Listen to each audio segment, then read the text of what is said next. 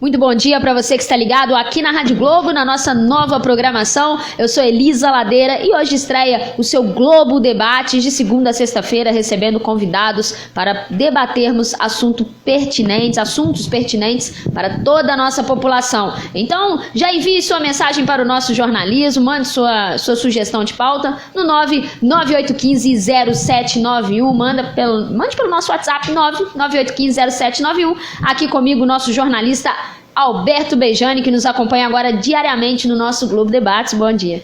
Bom dia, boa tarde para todos também, que estão nos escutando pela Rádio Globo. E hoje é um prazer receber um professor que vai nos ensinar e vai nos clarear a respeito da Previdência.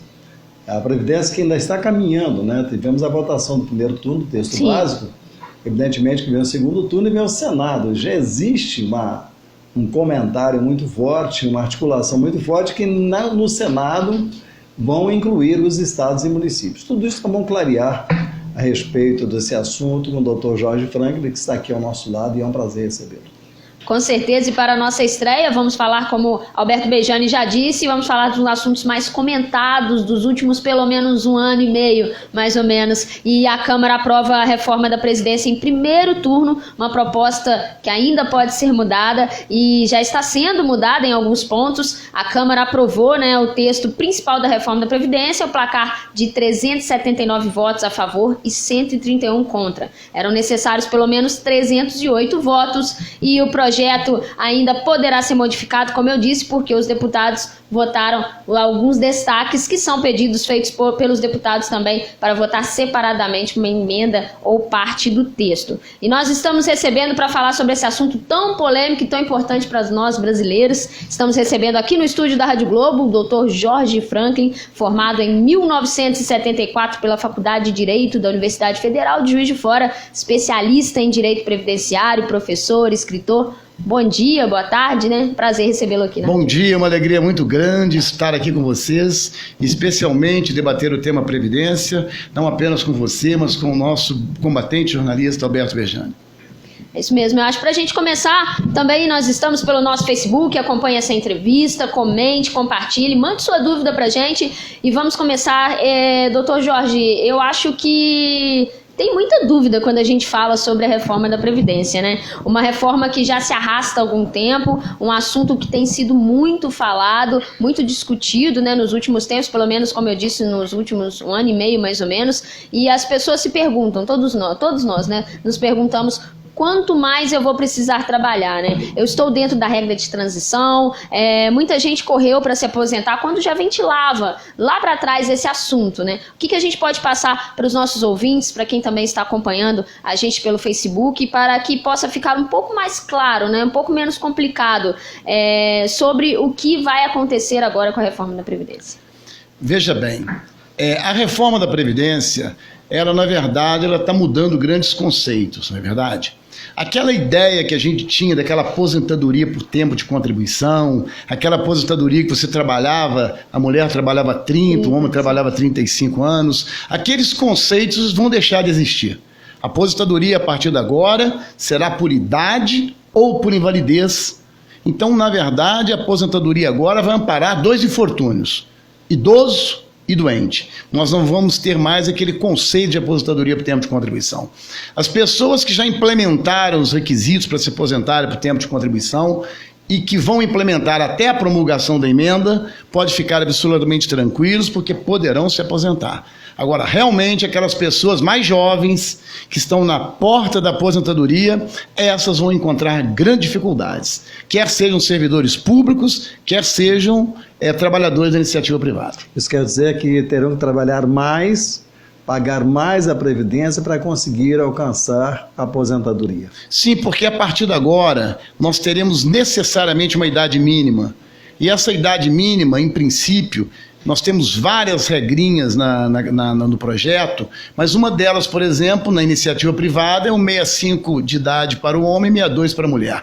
Então, essa idade mínima, ela vai acompanhar todo o regime previdenciário. Como eu disse, não haverá mais aposentadoria por tempo de contribuição, e sim por idade. Então, não importa quanto tempo, na verdade, a pessoa pagou, importa a idade que ela tem. Vai haver uma idade mínima, como hoje já existe. Hoje, qualquer homem de 65 anos e qualquer mulher de 60 se aposentam com 15 anos de contribuição. É a chamada aposentadoria por idade que vigora hoje. Na verdade, o que vai acontecer é a projeção dessa aposentadoria por idade para o futuro e provavelmente esse tempo de contribuição vai ser ampliado.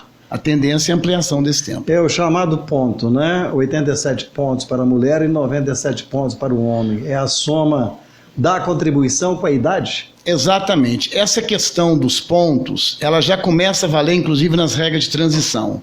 Aquelas pessoas que estão perto da aposentadoria, mas que têm idade pouco avançada, elas terão muita dificuldade para se aposentar. Eu diria que nós só temos uma regrinha de transição que vai permitir uma pessoa mais jovem de aposentar. Nos demais casos, realmente, a idade vai ficar aí nos 56 para a mulher, daí para frente.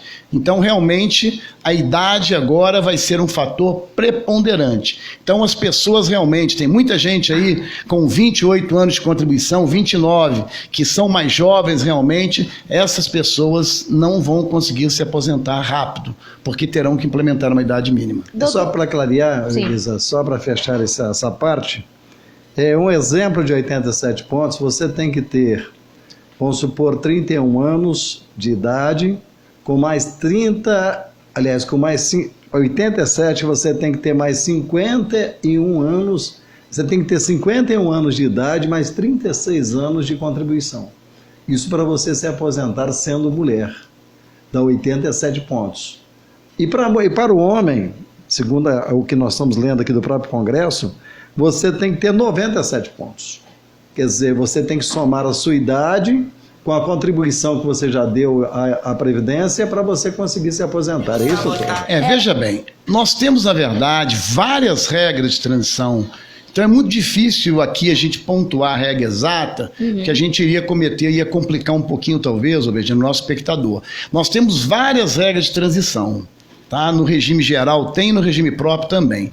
Dentre essas regras de transição, praticamente todas elas exigem uma idade mínima, um número mínimo de contribuição. Na verdade, essas regras, elas têm um formato diferente, mas quase todas elas realmente passam a exigir uma idade maior do servidor. Porque hoje, por exemplo, uma pessoa pode se aposentar, uma mulher hoje pode se aposentar com 46 anos, 30 anos de contribuição, começou a trabalhar com 16, aos 46 pode, isso acabou. Isso vai acabar com a reforma. Então eu não gostaria de pontuar exatamente, porque são 4 ou 5 regras de transição, mas apenas uma delas ainda permite a aposentadoria com menor idade. Mas essa que permite, ela tem um fator previdenciário em cima dela, ainda vai continuar vigorando o fator previdenciário. Então, aqueles que eventualmente ainda consigam se aposentar nessa regra, são aqueles que estão a menos de 2 anos da aposentadoria, aqueles que estão perto de se aposentarem, eles vão conseguir se aposentar, só que vão ter o fator previdenciário que vai lhes retirar substancial parte do valor do benefício. Então, na verdade, a partir da nova reforma, idade mínima prepondera sobre o tempo de contribuição. Sim, doutora, em relação a essas opções de regra de transição, como é que funciona? Só para a gente situar aqui, eu vejo como encaixa ou eu posso chegar a escolher?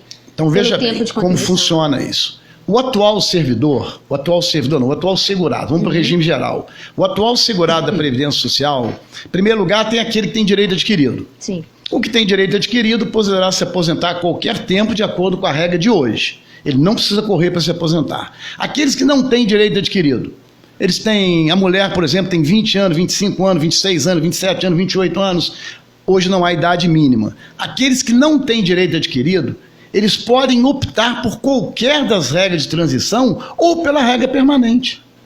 Tanto eles podem usar a regra permanente, como podem optar por qualquer das regras. Ele pode escolher de acordo com os requisitos que ele tiver. Então ele vai ter que preencher os requisitos de uma regra de transição. Só que essas regras todas, elas praticamente exigem uma idade mais avançada. Existe uma regrinha que não permite essa idade, como eu comentei, mas ela vai exigir o fator previdenciário e só é válida para aqueles que se acham bem próximos da aposentadoria. Para aqueles que estão nos ouvindo, doutor, e que está perto de se aposentar ou já tem aí uns 5 anos para aposentar, mas ainda não parou de trabalhar, que tem muito essa situação, né? Como que essa pessoa sabe que é um bom momento para ela se aposentar? Não, se ela já atingiu essa... Quem tem 5 anos para se aposentar não pode se aposentar e provavelmente... Não, já está próximo, né? Que eu quis dizer. O próximo aí com 2 anos vai ter uma regrinha. Com 5 anos não vai ter essa regrinha, vai ter que optar por uma das outras regras. Só que vai ter idade mínima. Ou seja, a idade mínima a partir de agora vai ser mais importante do que... E quando eu falo idade mínima, independentemente de qualquer das regrinhas, eu estou falando aí de mulher de 55 para frente, homem 60 para frente. Não é isso? Qualquer uma das regras. Então, realmente, as pessoas mais jovens que hoje podem se aposentar por tempo de contribuição não poderão se aposentar por idade se aprovada a reforma. Eu gostaria de saber do senhor, por exemplo, essa nova reforma, ela traz uma expectativa de quem ganha mais, paga mais. Nós temos uma tabela nas mãos que diz aqui, quem ganha até um salário mínimo que paga 7,5%, continua pagando 7,5%. Quem ganha de 998, que é um salário até R$2.000, vai de 7,5 para 8,25. E lá embaixo, quem ganha de 3 para cima, vai pagar 14%. Você acha que isso ainda pode mudar nessas mudanças que naturalmente poderão acontecer no segundo turno? A contribuição previdenciária, essa nova, como eu mencionei, essa reforma, ela primeiro busca evitar a aposentadoria de pessoas mais jovens. Segundo ponto, Bejane, ela busca aumentar a contribuição previdenciária. A contribuição no regime geral de previdência, que hoje o máximo é 11%, ela vai passar para 14% para quem ganha mais de R$3.000, não é isso? Vai passar para 14%, é um aumento substancial de 3 pontos percentuais. E para os servidores públicos, o servidor público que ganha mais, ele vai ter uma contribuição de um percentual de 14%, e esse 14% vai ter um índice ponderador, não vai ser fixo. Por exemplo, a pessoa que ganha R$15.000 por mês no serviço público não vai ser 14%, vai ser 14% mais um acréscimo. Então a contribuição previdenciária vai aumentar substancialmente, quer para o trabalhador da iniciativa privada, quer para os servidores públicos. Os servidores públicos que ganham mais, hoje, estariam praticamente no máximo de 11%, eles vão passar bastante dos 14% com a reforma. São 11h15, nós vamos a um rápido intervalo e na sequência tem muita informação para você que está ligado aqui no Globo Debates. Podemos ir para os estados e municípios agora? Sim. Vamos lá. Pode voltar?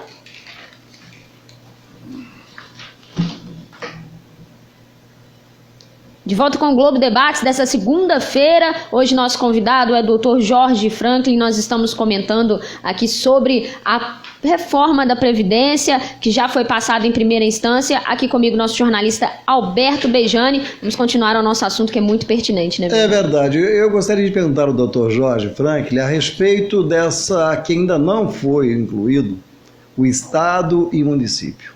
O que isso pode trazer se não conseguirem incluir no Senado? Porque no segundo turno a gente já viu que não há a mínima possibilidade disso entrar. Mas existe uma mobilização dos governadores junto com o presidente do Senado, e até o presidente da Câmara está ajudando nisso também, para que seja levado para o plenário, levado para uma emenda, levando também os estados e municípios, para que temos uma regra só dentro de todo o país. Se isso acontecer, se é melhor, ou se não acontecer, qual o prejuízo que isso pode trazer? Vejam bem, de longa data, as regras de aposentadoria e pensão sempre foram para a União, Estado, Distrito Federal e municípios. Essa separação, que foi também alvo de discussão na época do governo Temer, ela coloca os estados e municípios fora do regime, mas não fora de tudo no regime. Realmente não é tudo. Basicamente vai ficar por conta dos estados e municípios a aposentadoria por idade. Essa aposentadoria por idade vai ficar realmente na competência dos estados e municípios, e eles deverão também regular as regras de transição dos atuais servidores. Olha, eu diria que isso aí, eu não vou entrar no mérito disso, a decisão ela tem evidentemente um caráter político preponderante, mas vai gerar uma confusão muito grande. Estou imaginando uma prefeitura do interior lá que tem o seu regime próprio de previdência, como é que ela vai regular de forma diferente essas aposentadorias e pensões, mesmo que o município seja autônomo, nós vamos ter aí regras de aposentadoria e pensão nesse Brasil inteiro diferentes. Realmente isso me preocupa muito. Me preocupa muito e, na verdade, embora os estados possam ser mais benévolos do que a União, mas pode ter algum estado também que resolva ser mais rigoroso e acaba por ser mais rigoroso do que o próprio sistema federal. Hoje nós temos alguns estados que já não estão conseguindo pagar a aposentadoria. Sim.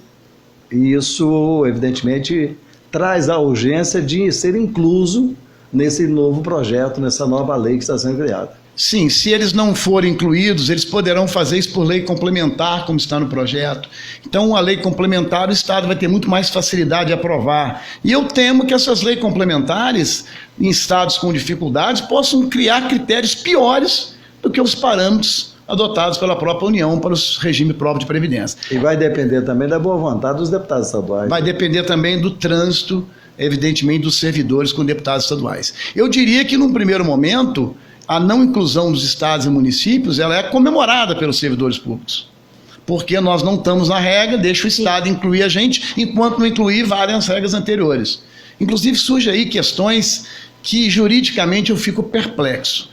Eu vejo essa reforma, eu li o texto integral, vai ser muito difícil compreender e compatibilizar essa reforma. Realmente coisa que me deixa perplexa. Porque ela diz que os estados e municípios continuarão com as mesmas regras que são hoje aplicáveis. Só que as regras da Constituição, que são hoje aplicáveis, estão revogadas. Então, coisa que eu realmente não consigo compreender. Revogam-se as regras da Constituição hoje e, ao mesmo tempo, elas podem continuar valendo para os estados e municípios. São situações jurídicas de profunda perplexidade, na minha opinião. Isso se torna dúbio, no caso? Dúbio, muito confuso. Não é? Mas certo é que esse é o comando do legislador constitucional. Ou seja, ele criou uma reforma da Previdência para o Brasil como um todo. Ou seja, editou normas nacionais. Mas com relação à aposentadoria por idade, ele criou regras da aposentadoria só para o servidor federal e deixou que os estados e municípios regulassem as pensões e a aposentadoria por idade. A aposentadoria por invalidez, ele regulou de forma ampla, ou seja, ela também pode ser aplicável aos estados. Não a aposentadoria por idade, que os estados e municípios poderão ter regras próprias. Eu acho isso extremamente complexo. Amanhã um estado também edita suas normas através da Constituição Estadual, os municípios vão ter que seguir. Não é verdade? E estados podem estabelecer de forma diferente. Eu diria que isso vai virar uma verdadeira torre de Babel. Isso não é inconstitucional, não, doutor? Eu acho que essa estrutura, eu criar dentro do regime federativo, realmente o regime federativo ele implica na autonomia da União dos Estados. Mas eu estou achando muito estranho a União legislar sob o benefício dela e não estabelecer regras complementares para os estados e os demais entes federados. Eu acho que esse projeto está profundamente confuso, profundamente complexo e vai demandar uma grande judicialização. Eu acredito que vai dar judicialização esse projeto de reforma da Previdência. Com certeza. Hoje nós temos o valor do teto, né? Com essa nova regra, a gente não teria o valor do teto. Você não conseguiria se aposentar com esse valor total devido àquela conta que a gente fez aqui, né? Hoje a pessoa não conseguiria. Você consegue, com a nova reforma, o valor total quando se aposentar? Como é que vai funcionar isso? Não, veja bem, quando eu falo em teto, hoje já existe o teto do regime geral, que é do INSS, que é 5 mil e pouco, e os servidores públicos que ingressaram após a introdução da Previdência Complementar nos estados e municípios, também tem o teto de 5 mil e pouco. Não é? Então esse teto já existe hoje para os servidores públicos, onde existe Previdência Complementar, e para o regime geral. Hoje o teto é igual para os dois. Agora, para os estados em que não houve implementação da Previdência Complementar, evidentemente que esse teto acaba sendo um subsídio ministro do STF. Não é mais, um percentual sobre o subsídio ministro do STF, não é? Então, os estados em que já implementaram a Previdência Complementar, só para aqueles servidores que eu tenho teto. Não tem o teto, os servidores que não estão submetidos à Previdência Complementar, eles não têm esse teto. Então, aquela pessoa que se aposenta hoje, né, ela já tem aquele tempo de contribuição, ela não recebe o valor total, ela tem que ter a idade mais o tempo de contribuição. Não, vamos lá o seguinte, vamos separar regime geral e regime próprio. No regime geral de previdência, eu tenho um teto. Sim. Eu vou pegar as contribuições a partir de julho de 94 e vou fazer uma média. Sim. Essa média, teoricamente, poderia se aproximar do teto. Se a pessoa contribuiu desde julho de 94 sobre o máximo, ela efetivamente hoje pode estar perto do teto. Ok? Alguém vai conseguir atingir o teto com essa regra? Exatamente. Porque o teto é 5.839,45. Alguém vai conseguir chegar a esse teto com essa nova regra depois de aprovado pelo Senado? Não, com essas novas regras, o critério de cálculo vai ser diferente, não é verdade? O cálculo, a partir da reforma, ele vai ser 60% da média e a partir de 20 anos de contribuição aumenta 2%.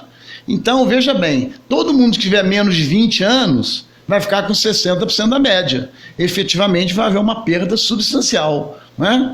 Porque somente você, para conseguir o 100%, você vai ter que fazer 20 anos, depois dos 20 anos, ou seja, 40 anos para chegar aos 100%. Porque a média vai passar para 60% para quem tem menos de 20 anos. Doutor Frank, Então, isso aí, resumindo em outras palavras, a maioria vai morrer antes. Com toda certeza, essa reforma, se de um lado vai trazer uma economia para o país, de outro vai trazer realmente um problema social muito sério, porque as pessoas estruturaram as suas vidas em cima de determinados parâmetros, determinados paradigmas, determinados valores. Então elas programaram a sua vida, né? E chega no meio do caminho, elas são pegas realmente por uma regra que substancialmente vai alterar as suas condições de sobrevida, não é? Numa realidade em que os planos de saúde aumentam, que todos os custos sobem, na verdade, a todo ano, com inflação ou sem inflação, a gente ter realmente uma redução drástica em termos de valor de benefício, efetivamente é uma perda substancial. Com certeza. Dr. Franklin, só para ver se eu entendi, porque é um assunto bem complexo, né? Nessa nova regra, você vai ter que contribuir por 40 anos para poder se aposentar de forma integral. E integral não significa que irá receber o salário que você ganha hoje, né? Nem o teto da Previdência. Se em 20 anos eu contribuir com um valor mais baixo e nos outros 20 anos eu chegar a contribuir com um valor maior, eu vou ter que somar tudo e fazer uma média. A média hoje é julho de 94. Sim. Então, se uma pessoa depois da reforma, não hoje, a pessoa depois da reforma, ela se aposenta, em princípio nós teremos, que é muita regrinha, uma quantidade de regra imensa, muito confuso, mas em princípio seria mais ou menos o seguinte: 60% da média das remunerações a partir de julho de 94. Se eu tiver até 20 anos de contribuição é 60%, só a partir de 20 que eu começo 2% ao ano. Então, se a pessoa tiver 20, é 60. Mas não é 60 da última remuneração, é 60 da média das maiores remunerações a partir... Nem é da maior, é da 100% das remunerações. Então, nessa média das remunerações, você já pode perder aí 20 ou 30, depois vem os 60. O que a gente sente hoje, que é uma tendência muito grande de se pretender, primeiro, jogar o servidor público tudo no INSS. Inclusive, uma das regras da reforma é que a partir da reforma não se pode criar mais nenhum regime próprio de previdência. Os municípios, hoje, por exemplo, a maioria dos municípios brasileiros já não tem um regime próprio, eles estão no INSS. A maioria dos municípios hoje já são filiados ao INSS. Só que a partir da reforma, nenhum município mais poderá ter regime próprio. Quem tem regime, quem está no INSS vai ter que continuar no INSS. E os que não aguentarem ficar no regime próprio vão para o INSS. Então a tendência é que o serviço público permaneça no regime próprio, apenas os estados e os municípios realmente mais bem estruturados. O resto do serviço público vai para o regime geral, cai nas regras do regime geral de previdência. Essa é uma tendência a curto prazo. E no regime geral, essas perdas que nós já estamos aqui mencionando, aumento de contribuição e redução na apuração final do valor do benefício. A gente pode dizer que essa reforma da Previdência proposta, ela pode apertar demais alguns direitos sociais aí, né? A gente pode colocar aí que estabelecido de um tempo mínimo de contribuição de 20 anos, endereçamento na concessão das aposentadorias rurais, que tem muita coisa mudando por aí, as reduções nos valores de pensões e auxílios, né? Estão entre umas principais críticas hoje que a gente acompanha e, no geral, são regras que dificultam esse acesso e resultam aí em pagamentos menores do que são recebidos hoje, né? Sim, agora eu tenho que também ser justo, eu não quero ser injusto aqui, senão vou dizer que eu cometi uma incorreção. Veja bem, hoje, na verdade, com o fator previdenciário. As pessoas mais jovens que se aposentam com menos idade, menos tempo, já perdem muito também. O fator previdenciário hoje, muitas vezes, ele reduz o benefício para metade. Então, eu estou comentando aqui, é preciso ser justo, que essa regra dos 60%, depois de 60%, a cada ano aumentam 2%, de tal forma que teria que ter 40 anos para chegar a 100%, hoje eu não preciso disso. Mas eu já tenho uma regrinha hoje para dispensar o fator previdenciário também, que não é leve, não. Então, existe um agravamento, sim, piora. Mas eu quero dizer que hoje o fator previdenciário já reduz o valor de benefício. Uma pessoa que se aposente hoje, e digamos aí que uma mulher, por exemplo, tenha 46 anos de idade e 30 anos de contribuição, o benefício dela vai cair pela metade, com certeza. Mesmo ela tendo 30 anos de Mesmo ela tendo 30 anos de contribuição por causa do fator previdenciário. E é bom a gente deixar claro também, alguma coisa tinha que ser feita, né? Porque a Previdência está falida. Sim, com certeza. Nós teríamos pela frente, já temos alguns estados que não estão conseguindo pagar os seus aposentados, e no geral, o Brasil, pelo que nós ouvimos e até estudamos algumas partes a respeito disso, daqui a 5, 10 anos no máximo, nós começaríamos a sentir na pele aqueles que são aposentados, que não teriam como receber integralmente todo mês. O problema é que o aposentado já não pode ficar sem receber e não tem como trabalhar. O grande problema é que as pessoas, exatamente no momento que elas mais precisam, não é verdade? É verdade. Porque eu concordo com você, Bejane. Muito pior do que a reforma é ficar sem receber. Realmente a gente já tem visto isso em alguns estados, não é isso? Até empresas privadas hoje. Então realmente isso aí é terrível, né? Pior do que a reforma é ficar sem receber. Exatamente. Então, um pouco que seja pouco, e principalmente quando as pessoas mais precisam, que são as pessoas idosas e as pessoas doentes. Perfeito, doutor. Agora são 11 horas e 29 minutos, nós vamos a um rápido intervalo e na sequência voltamos mais com o Globo Debates. Isso aí que pode ser aprovado. Eu diria que mudar é importante. Eu acho que realmente a reforma é necessária. Mas não é porque ela é necessária que a gente não dispensa a correção de certos equívocos. O dinheiro da Previdência, ele começou, na verdade, a ser mal aplicado desde a década de 1930, quando surgiram os institutos de aposentadoria e pensão, em que volumes de dinheiro eram aplicados e investidos em imóveis e mal investidos em imóveis. Não é justo que a população tenha que pagar sozinho por essa reforma. Então, realmente, é hora de refletir um pouco e atenuar um pouco os efeitos e impactos da reforma, principalmente sobre as camadas mais humildes. Mas também é preciso lembrar, os servidores públicos também não podem ser punidos porque sempre tiveram um regime previdenciário que não era contributivo. Então, eles não podem ser punidos por isso. Regras de um jogo devem ser mantidas sempre que possível, porque realmente representam o mínimo que se pode retribuir aquelas pessoas que estão participando desse processo. No mais, eu agradeço muito o convite de vocês e registro a alegria de participar dessa manhã com uma jornalista dinâmica como você, que demonstrou bastante conhecimento e desenvolvimento nas suas tarefas, e rever aqui e participar também com essa figura aí do nosso companheiro Carlos Alberto Bejane, grande radialista e político que já promoveu essa cidade de Juiz de Fora em várias ocasiões em que foi prefeito. Nós que agradecemos pelos ensinamentos, né, não, Alberto? É verdade, um abraço, é um prazer sempre grande, né? Ouvir pessoas inteligentes, pessoas responsáveis, pessoas que nos trazem novidades a respeito do assunto do momento, que é a Previdência. Eu fico muito feliz de participar na área jornalística, perto de um cidadão que conhece profundamente o que colocou para nós aqui durante uma hora. Um abraço, Elisa. Um abraço. Esse foi o Globo Debates de segunda a sexta-feira, recebendo convidados para debatermos sobre assuntos pertinentes para a população. Amanhã tem mais, hein? Nesse mesmo horário. Um forte abraço a vocês e até mais.